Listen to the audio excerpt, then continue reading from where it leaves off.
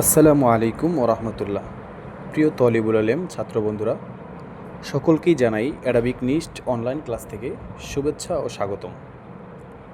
প্রিয় বন্ধুরা, আজকে আমরা শিখব ইসমুল ইশারার তামরিন শিখব। গত ক্লাসে আমরা শিখেছিলাম ইসমুল ইশারা কী, ইসমুল ইশারা কাকে বলে, ইসমুল ইশারা কতগুলো এবং কোনটির ব্যবহার কী, কাছে কোনটা ব্যবহৃত হয়, দূরে কোনটা ব্যবহৃত হয়।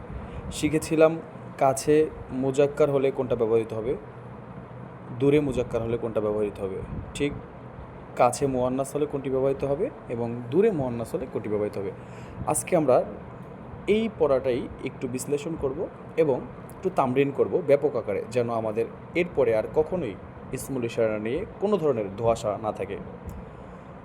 তাই আজকের ক্লাসটি খুবই ইন্টারেস্টিং হতে চলছে। ধৈর্য ধারণ করে সাথে থাকবেন আশা করছি। দেখেন, ইসমুল ইশারা একটি অংশ, আরেকটা হচ্ছে মুশারুন ইলাই। ইসমুল ইশারা হচ্ছে যেই শব্দটা দ্বারা ডাকা হয় বা ইশারা করা হয়, ইঙ্গিত করা হয়। আর মুশারুন ইলাই হচ্ছে যার দিকে ইঙ্গিত করা হয়, ইশারা করা হয়। দেখেন, হাদার রজুলু, এই লোকটি, এই হাদা দ্বারা এই দ্বারা কিন্তু ইঙ্গিত করা হয়েছে এই লোকের উপর, আর রজুলু। তাহলে এই হাদা আমরা বলেছিলাম যে যে শব্দ দ্বারা ইশারা করা হয় তাকে ইসমুল ইশারা বলে। এই যে এটা দ্বারা কিন্তু ইশারা করা হয়েছে, আর যার দিকে ইশারা করা হয় তাকে বলা হয় মুশারুন ইলাই। এখানে কিন্তু এই আর রজুলুর দিকে ইশারা করা হয়েছে। ঠিক তেমনিভাবে হাদিহি, এটা মুয়ান্নাস নিকটে, এজন্য হাজি ইমরাতুন, হাজি ইমরাতু। আবার যালিকা, এটা মুযাক্কার দূরে, এজন্য ওয়ালাদু। তিলকা মুয়ান্নাস দূরে, এজন্য বিন্তু। তো এখানে হাজা, হাজিহি, হাজাটা মুযাক্কার কাছে, এই জন্য ব্যবহার করা হয়েছে। আর রজুলু, হাদি মুয়ান্নাস কাছে, এই জন্য এটা ব্যবহার করেছে। ঠিক তেমনিভাবে জালিকা, এটা মুযাক্কার দূরে, এটা মুশারুন ইলাই হয়েছে। এবং তিলকা, এটা হচ্ছে মুয়ান্নাস দূরে। ঠিক আমরা যদি আরেকটু দেখি স্পষ্ট হবে, দেখেন এখানে কিন্তু আরেকটু ব্যাপক আকার রয়েছে যে হাজার রজুল। এখানে কিন্তু আপনি দেখেই বুঝতে পারবেন যে হাজা এটা হচ্ছে ইসমুল ইশারা, আর ইসমুল ইশারার সাথে যেটা থাকে সেটা অবশ্যই মুশারুন ইলাই।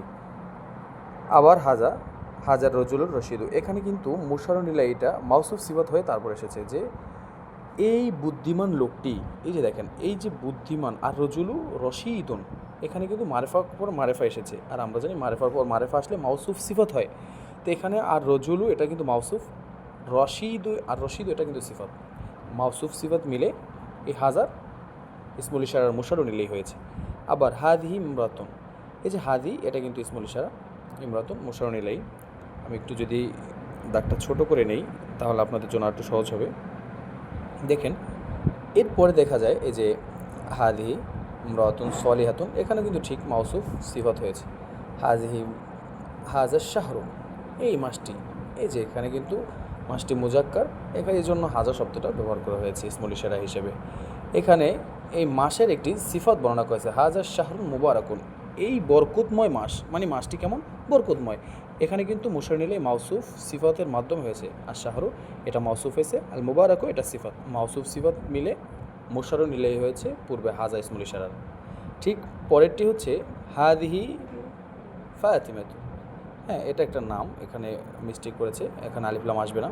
তা আমরা এটা হচ্ছে কভারেজ করি। পরেরটা দেখি, দেখেন হাদাল কিতাবুল মুবিনু, এই সুস্পষ্ট কিতাবটি, এখানে কিন্তু হাজা এটা ইসমুল ইশারা, আল কিতাব এটা মাউসুফ হয়েছে, আর এই যে আল মুবিনু এটা সিফাত।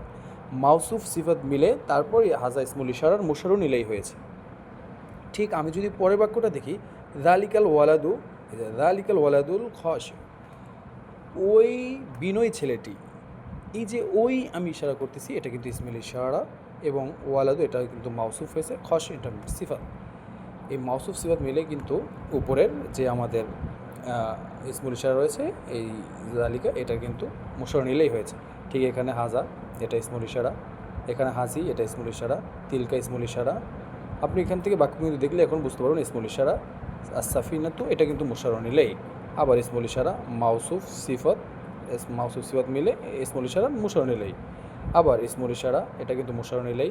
আপনি বাক্য দেখলেই অনুবাদ করা ছাড়াই আপনি কিন্তু ইসমুল ইশারা এবং মুশারুন ইলাইগুলো আমি যেভাবে আইডেন্টিফাই করলাম আপনি কিন্তু এভাবে করে ফেলতে পারবেন। দেখেন আরেকটু যদি দেখি, এখানে কিন্তু আমরা আরও কিছু অ্যাড করেছি।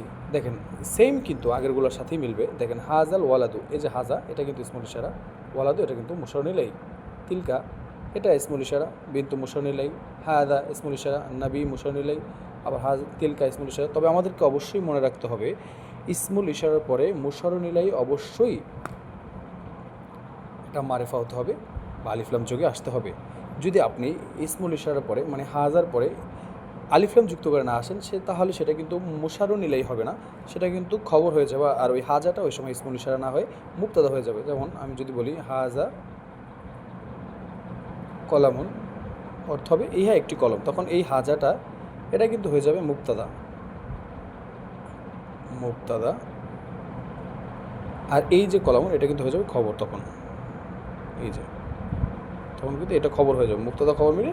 আমরা আগে পড়েছিলাম জুমলা ইসমিয়া হয়, কিন্তু অবশ্যই ইসমুল ইশারা এবং মুশারুন ইলাইহি হওয়ার জন্য ইসমুল ইশারা হাজা বা হাজি, যালিকা, তিলকা, এই ইসমুল ইশারার পরে শব্দটা আলিফলাম যোগে আসতে হবে। দেখেন প্রত্যেকটা কিন্তু আলিফলাম যোগে এসেছে। এই যে এখানে হাজাল বাহরু, যালিকাল মাউজু, এই যে হাদিল জান্নাতু, এটা কিন্তু মুয়ান্নাস, এর জন্য মুয়ান্নাসের জমির ব্যবহার করা হয়েছে। তিলকা শাজারাতু, হাদাল বাবু, যালিকাল কুফলু, এইভাবে কিন্তু তিলকাল কালিমাতু, এইভাবে আমরা সব বাক্যগুলো নিয়ে আসছি। যদি আমরা পুরোটি পড়ে পড়ে শোনাই ভিডিওটি লম্বা হয়ে যাবে।